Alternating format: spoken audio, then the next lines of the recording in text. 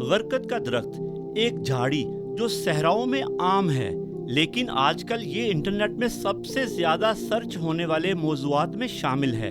سوال یہ ہے، ایسا کیوں؟ کچھ رپورٹس کا دعویٰ ہے کہ اسرائیل اور مقبوضہ فلسطین میں اس درخت کی بڑے پیمانے پر کاشت کی جا رہی ہے۔ لاکھوں کی تعداد میں غرقد کو بارڈر ایریاز اور بنجر زمینوں میں اگایا جا رہا ہے۔ بظاہر یہ ماحولیات کی حفاظت ہے، لیکن کیا یہ حدیث کی پیش گوئیوں کی عکاسی ہے؟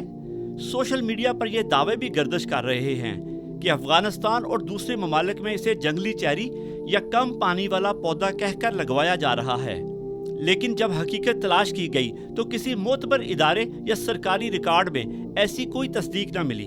کیا یہ محض پروپیگنڈا ہے یا ایک خفیہ منصوبے کی پردہ پوشی ہے؟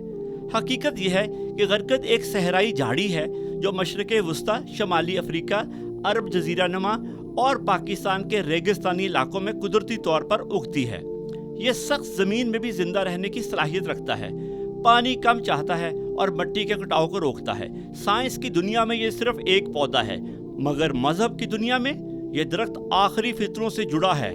حدیث بتاتی ہے کہ قیامت سے پہلے جب دجال ظاہر ہوگا اور ایک عظیم جنگ برپا ہوگی تو ہر پتھر اور درخت بولے گا سوائے غرقد کے، کیونکہ وہ یہودیوں کا درخت ہے۔ تو کیا آج کے یہ پودے کل کے فطروں کی تیاری ہے؟ کیا یہ صرف ماحولیات کا عمل ہے یا دجال کے ظہور کی جانب بڑھتا ایک اشارہ؟ غرقد آج بھی ایک معمہ ہے، سائنس کی آنکھ میں ایک عام جھاڑی، مگر روایت میں قیامت کا راز۔ یہ درخت سوال زیادہ چھوڑتا ہے، جواب کم دیتا ہے۔